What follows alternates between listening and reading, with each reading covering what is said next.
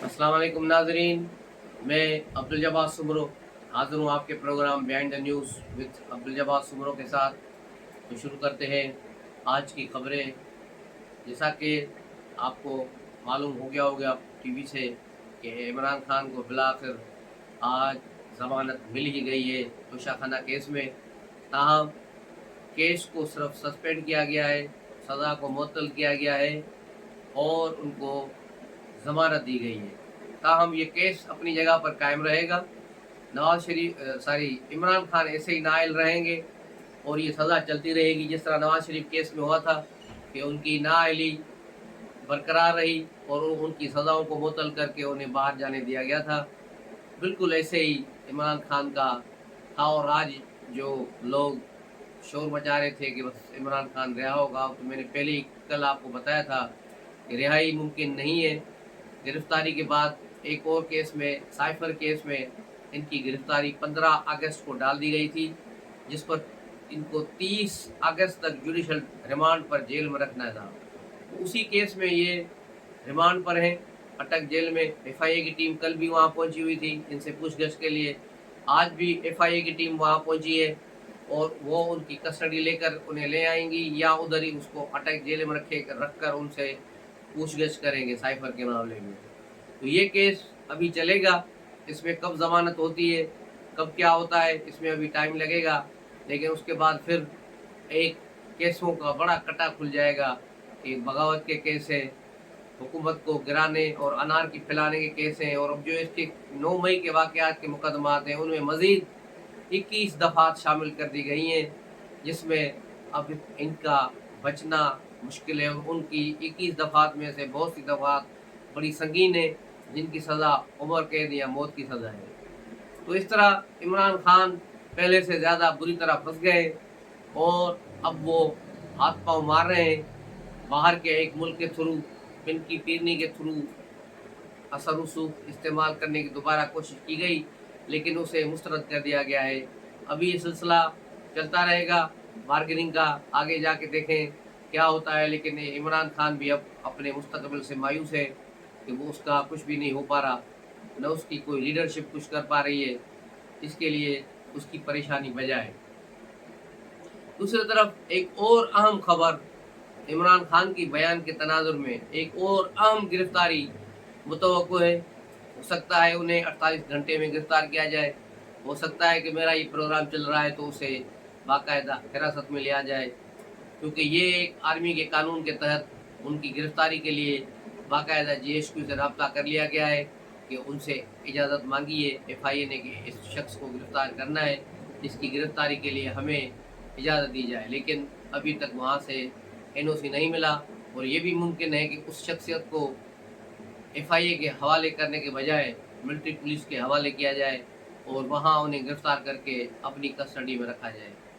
वो शख्स ऑलरेडी तकरीबन नज़रबंद है। वो जहाँ भी जाती है पहले अहम इदारों को इतला किया जाता है कि मैं फ़लाँ शहर या फ़लाँ जगह पे जाना चाह रहा हूँ, तो उसके लिए बाकायदा प्रोटोकॉल का बंदोबस्त किया जाता है। बज़ाहिर तो वो प्रोटोकॉल होता है, लेकिन यूँ समझें कि उन पर गिरफ्तारी की तलवार होती है, नज़रबंदी होती है, कहीं और न निकल जाए। तो इस तरह ये एक संगीन सूरत हाल चल रही है। आज इमरान खान की रिहाई पर शहबाज शरीफ और दीगर सियासी लीडरों का रद्द-ए-अमल भी आया है और पीटीआई ने सिर्फ एक दिन मजीद इमरान खान को रखने के जुर्म में chief justice high court, Islamabad high court Aamir Farooq की बैंड बजा दी है और उनके खिलाफ इंतहाई घटिया और गलीज मुहिम शुरू की हुई है। और बंदयाल चैन की नींद सो रहा है, उसने यहाँ कोई सोमोटो नहीं लेना, क्योंकि ये इसका जो है बड़ा प्यारा है, इसकी वजह से इस पर कोई सोमोटो नहीं बनता।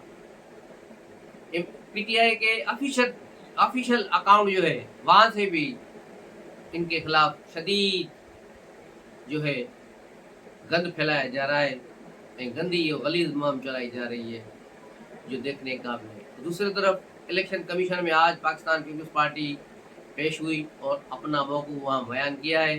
पीपल्स पार्टी के जनरल सेक्रेटरी नैयर बुखारी ने बाद में प्रेस कॉन्फ्रेंस में कहा कि हमने 90 रोज़ पर इंतखाबात पर कायम है और हमने कहा है कि 90 रोज़ में इंतखाबात होने चाहिए। اس کے علاوہ کل MQM اور جماعت اسلامی والے بھی ملے ہیں، لیکن ان جماعت اسلامی نوروز میں انتخابات کرانا چاہ رہی تھی، جبکہ MQM حلقہ بندیوں پر الیکشن کمیشن کے ساتھ متفق ہے۔ یہ واحد جماعت ہے، اور مسلم لیگ جو چاہتے ہیں کہ پہلے حلقہ بندیاں ہوں اس کے بعد انتخابات ہوں۔ اس کے علاوہ پاکستان میں کوئی سیاسی جماعت نوروز سے آگے انتخابات نہیں چاہتی، اور پاکستان بار کونسل نے بھی آج دو ٹوک الفاظ میں کہا ہے کہ انتخابات نوروز میں ہونے چاہیے۔ تو یہ صورتحال ہے، سیاسی صورتحال۔ پاکستان پیپلز پارٹی کے حوالے سے ہی بات کریں گے کہ پاکستان پیپلز پارٹی پر یوں سمجھے برا وقت شروع ہو چکا ہے۔ اس کے کئی جو ہے اہم افراد کو نو فلائی لسٹ میں شامل کر لیا گیا ہے، اور ایک دو افراد کو حراست میں لے لیا گیا ہے۔ مکیش کمار چاولہ کے ایک خاص آفیسر جو ان کے ساتھ رہے، ان کی قربت میں رہے، اس کو اٹھا لیا گیا ہے۔ اس کے علاوہ منظور کاکا بھی گرفتار ہیں، جن کو ضمانت منسوخ کر کے گرفتار کر لیا گیا ہے، اور مکیش چاولہ کی کل 11 سپٹمبر تک کی ضمانت منظور کر لی گئی۔ انہوں نے کہا کہ انہیں ڈر ہے کہ انہیں نیب نہ اٹھا جائے۔ نیب چھٹی والے دن بھی پیپلز پارٹی کے منسٹروں کو، MNAs MPs اور جو سیکرٹریز ہیں جنہوں نے بہت مال بنایا ہے پچھلے 5 سالوں میں، ان کے خلاف شدید تحقیقات اسپیڈ سے چل رہی ہیں، اور آئندہ 15-20 دنوں میں بہت سے کٹے کھل جائیں گے۔ تو یوں پیپلز پارٹی بھی ایک آگے مصیبت میں جا رہی ہے۔ PTI کے بعد یہ دوسری جماعت ہوگی جو ان چیزوں کو بھگتے گی۔ تاہم پیپلز پارٹی کی مرکزی قیادت آصف زرداری اور بلاول بھٹو مکمل خاموش ہے۔ جب سے نگراں حکومت آئی ہے، ان دونوں کا کوئی بیان نہیں آیا۔ جس طرح مریم نواز کی ہمیشہ آواز بند کر دی جاتی تھی اور خاموش رہتی تھی، اسی طرح بلاول بھٹو کو بھی شاید چپ کرا دیا گیا ہے، اس لیے ان کا کوئی بیان سامنے نہیں آ رہا، اور وہ کراچی میں موجود ہیں، اور آصف زرداری بھی خاموش ہیں۔ تاہم ان کی ڈپلومیسی، بیک ڈور ڈپلومیسی چل رہی ہے۔ تو یہ ہے پیپلز پارٹی کے ذرائع۔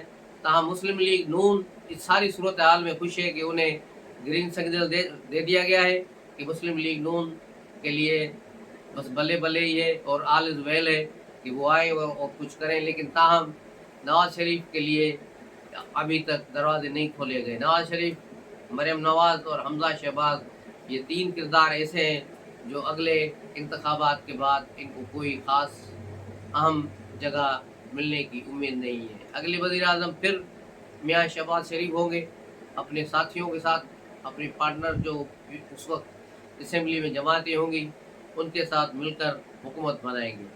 اس کے علاوہ اور کوئی حل نہیں ہے۔ بجلی پر کئی دنوں سے مظاہرے جاری ہیں، ان میں روز بروز شدت آ رہی ہے، اور لوگ خودکشیاں بھی کر رہے ہیں۔ جو میڈیا کی رپورٹ کے مطابق کل صرف پنجاب کے 2 شہروں میں، ایک راولپنڈی میں ہوا ہے اور غالباً دوسرا گجرانوالہ میں ایک عورت نے بل جمع کرنے کے بعد خودکشی کر لی ہے۔ اس کے بچوں کے لیے کھانے کے لیے کچھ بچا نہیں تھا، گھر میں شوہر بیمار تھا، کمانے والا کوئی نہیں، اس بیچاری نے خودکشی کر دی۔ اور ایک راولپنڈی میں ایک شخص نے بل دیکھ کر خودکشی کر لی، کیونکہ اس کے پاس کھانے کے لیے نہیں، تو بل کہاں سے جمع کرائے۔ اور حکمران پچھلے 3 دنوں سے عوام کو بہلانے کے لیے کمیٹی پہ کمیٹی کھیل رہے ہیں۔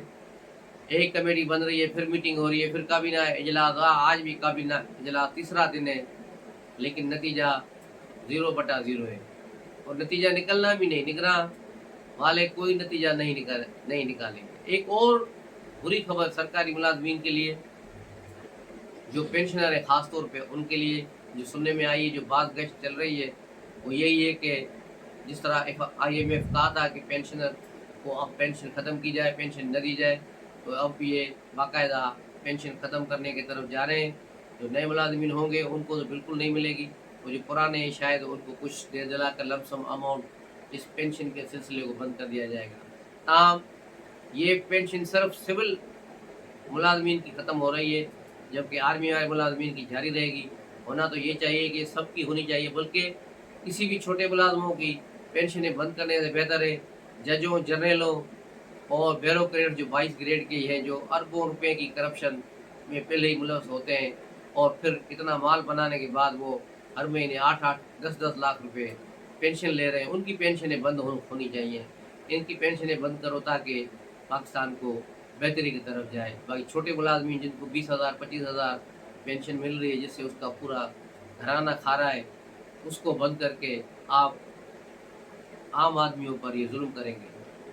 तो देखना ये है कि अब ये IMF का प्रोग्राम आगे जाता है, इस पर अमल होता है या नहीं होता है, लेकिन ये खबर थी, मैंने कहा आपसे शेयर की जाए। इसके अलावा और दीगर खबरें हैं, लेकिन अभी क्योंकि व्लॉग लंबा हो जाएगा, इसलिए अगले व्लॉग तक के लिए इजाज़त दीजिए। अस्सलाम वालेकुम।